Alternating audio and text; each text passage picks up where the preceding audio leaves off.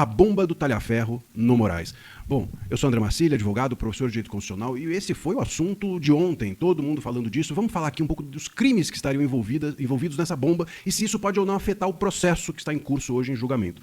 Primeira coisa é o seguinte, vamos contar o fato, tá? Então o talha-ferro ele relatou o seguinte, que o ministro Moraes tinha deferido uma série de medidas de busca e apreensão e etc., baseado em uma matéria. E aí deu um burburinho danado na imprensa de se aquela matéria era quente, não era quente, era real, não era real, era suficiente ou não, se a decisão do Moraes tinha se baseado apenas naquilo e, segundo o talha-ferro, o ministro Moraes, diante disso, teria mandado fazer um relatório com data retroativa, ou seja, com data anterior à medida, falsificado um documento, portanto. E esse relatório depois, com data retroativa, foi inserido nos autos para que todos nós acreditássemos que a matéria jornalística se baseou no relatório e a decisão se baseou em todo esse conjunto da obra. Ou seja, a matéria jornalística não teria sido a única fonte para a decisão, mas teria sido uma espécie de cereja do bolo. Veja só, é claro que isso precisa ser comprovado. O talha-ferro chegou a mostrar algumas imagens, prints de trocas de mensagens, mas a gente precisa ver isso nos autos, no sistema, isso precisa ser investigado. Isso precisa ser investigado para ontem. Aliás, é uma coisa impressionante como a gente percebe.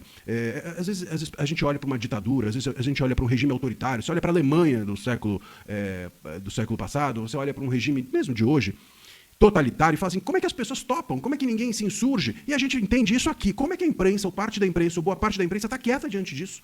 Como é que a classe jurídica não fala nada? Como é que os juízes de primeira e segunda instância estão calados? As corregedorias dos juízes auxiliares do Moraes que estavam dentro desse gabinete e que foram tão responsáveis quanto o Moraes. Por que está todo mundo quieto? É dessa maneira que uma ditadura ou se instala ou se mantém. E esse é um ponto interessante disso. Agora, se isso tudo for verdade depois de uma investigação, claro, estamos aqui baseando-nos na fala do talha-ferro, isso tudo sendo verdade, a gravidade é tamanha que eu vou listar aqui os crimes que estão envolvidos nisso. Primeiro, falsidade ideológica. Falsidade ideológica é você inserir uma declaração falsa, ou um documento falso, ou alterar, ou adulterar, enfim, esse documento, e sobretudo público. Quando é público ainda pior, porque tem inclusive um crime específico que é falsificação de documento público, está no 297 do Código Penal, e a falsidade ideológica no 299 do Código Penal.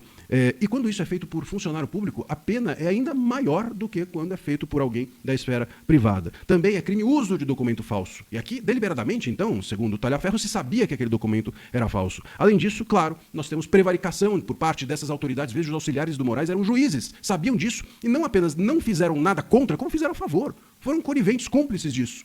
Também tem prevaricação. E, óbvio, crime de responsabilidade. Aqui quebra-se todo o decoro, toda a dignidade. A própria Loman, que é a lei orgânica da magistratura, prevê que em casos desses você deveria aposentar esses juízes, né, envolvidos nisso. E a nossa lei de impeachment também diz que quando um ministro do STF quebra o decoro e age de forma irregular, sem dar atenção à dignidade do cargo, e é o caso, se tudo isso comprovado é o caso, é razão sim de impeachment. Mais uma razão de impeachment aqui para o ministro Moraes. A pergunta que alguns me fazem é assim, isso pode suspender o processo? Veja, isso, num país sério, deveria suspender esse processo, porque o juiz que está à frente do processo do golpe é um juiz que está aqui sendo acusado de crimes graves contra a ordem pública, contra todos nós, contra os réus que ele investiga. Deveria suspender e deveria afastar o ministro do cargo, de alguma forma, temporariamente, que seja até que isso seja investigado. Não é só esse processo que devia ser suspenso, é todo e qualquer processo que está na mão do ministro e desse gabinete é que todos esses processos deveriam ser suspensos. Mas, como eu disse, num país sério, no nosso país que é avacalhado, que a imprensa, a classe jurídica está quieta, em silêncio, porque é conivente, em boa parte, conivente e cúmplice, ou no mínimo tem interesses em que as coisas sigam como estão, num país como esse, claro que nada vai acontecer. Vão tocar adiante e fazer um boca chiusa, como os italianos dizem. Vão ficar quietos e tentar fazer com que ninguém veja. Se isso repercutir lá fora, na imprensa estrangeira, talvez a gente tenha alguma chance. Se de alguma maneira grandes veículos repercutissem dentro do Brasil, sistematicamente, reiteradamente, todo dia em editoriais, isso também poderia acontecer. Mas, infelizmente, são poucos os veículos que estão fazendo isso. E aí, claro, o assunto acaba sendo abafado, silenciado, e daqui a pouco a gente se acostuma com isso. Porque tem a vaza-toga 1, 2, 3, 4, 5, nada acontece, e daqui a pouco a gente acha que vaza-toga é normal. Daqui a pouco a gente acontece que o certo é o que estava acontecendo lá dentro do gabinete.